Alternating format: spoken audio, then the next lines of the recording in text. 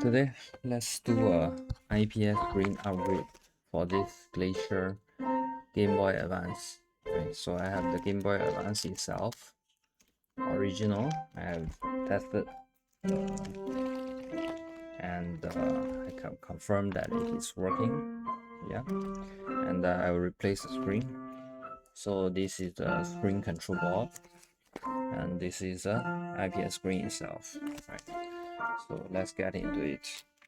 First, remove the 6+1 screw at the back.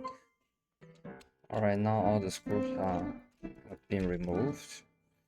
So we take away the back cover and we open up the clip that is holding the screen removal cable in place.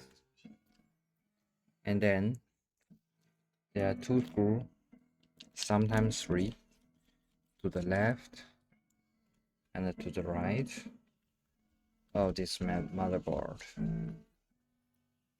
With this taken away, we'll be able to remove the motherboard. And then of course, we need to take out the LCD screen.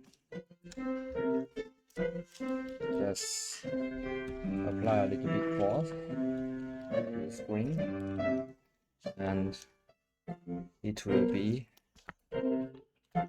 opened. But hold on, I'm just going to leave that in this position and I'll start working on a new screen so that there's something covering up the screen lens and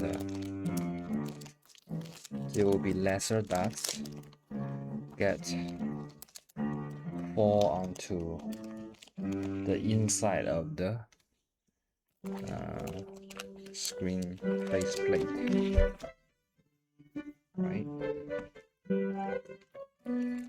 So let's assemble the screen control board.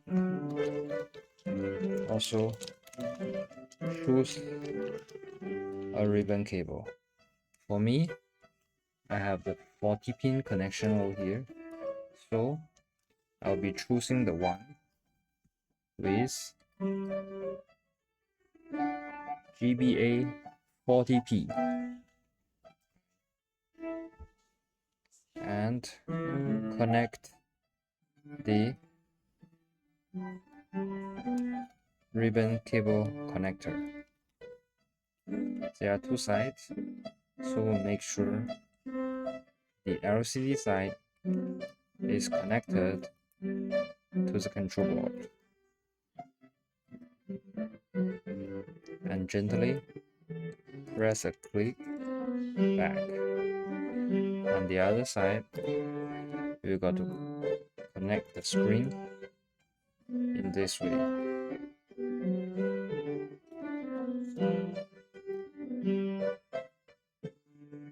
Alright, and then we can push back the clip. Be very gentle so that it does not break. So there's a protection film in front of the screen. We will remove that at the very moment before we put that in. At this moment, we are going to take the two spacer and place it right below the screen. So spacer number one,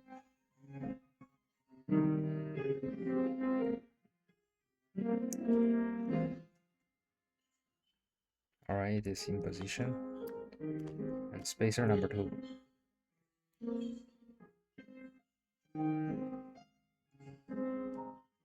And yeah, that's also in position. Now let me remove the original screen, peel off the protection film, quickly and firmly place the LCD. Well, there's a little bit of space for the LCD to move, but make sure we place it bottom right.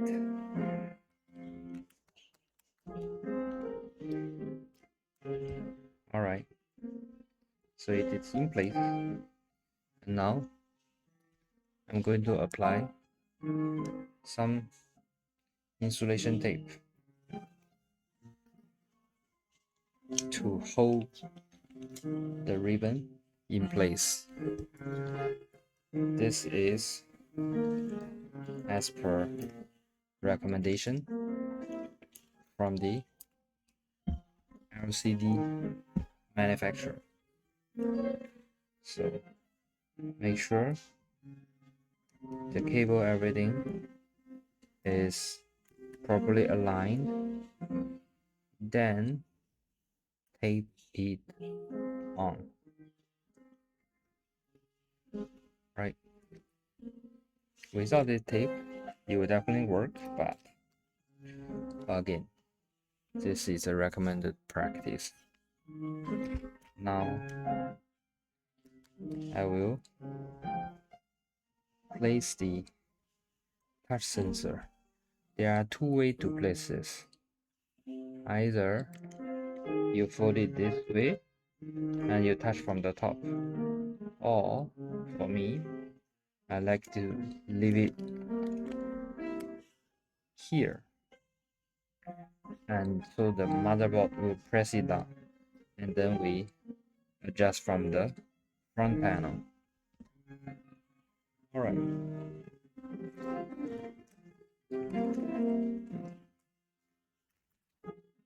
Now let me put in the motherboard and make sure it is sitting flat. Also, the touch sensor, you see my touch sensor is not in position, so I need to do it again. Make sure it's there, and then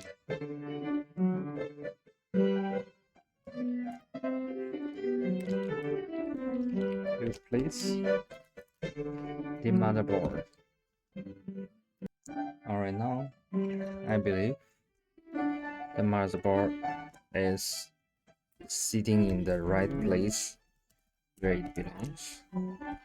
Let me tighten the two screw, and it's holding motherboard in place. And if I turn it around, I should see the yellowish touch sensor over here. Of course, that is easier on a transparent shell. That will be harder on a non-transparent shell, but you will get it.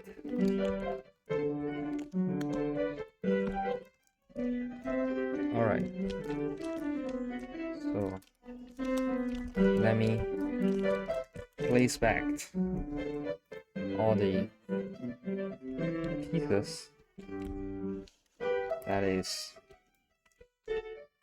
filling up the space between the front shell and the back shell. Of course, shoulder buttons need to be in place before we can close back the back shell.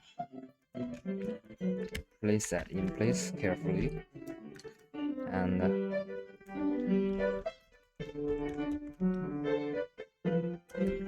tighten all the screws in place.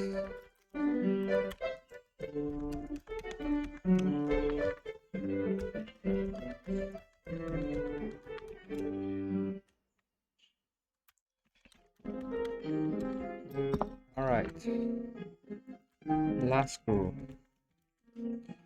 and get my battery as well as testing cartridge.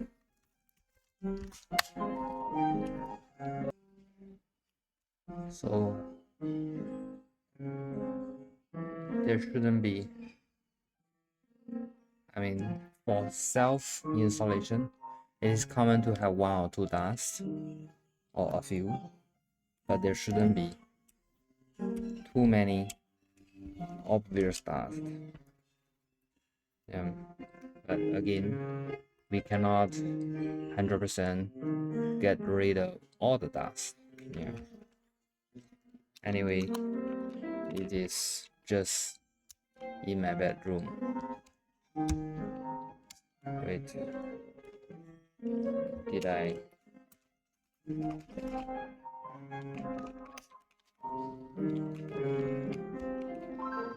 Yeah, I think there's some contact issue, and let's test out. There's no button. Start, select.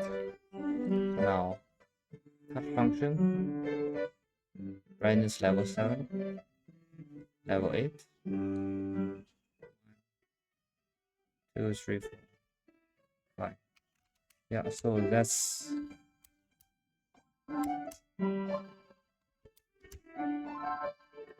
make sure the battery is in good contact with the metal piece, and it should turn right on.